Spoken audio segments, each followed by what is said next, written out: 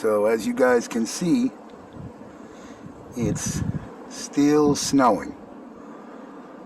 They said when it's all said and done, we might be looking at over a foot. That gives you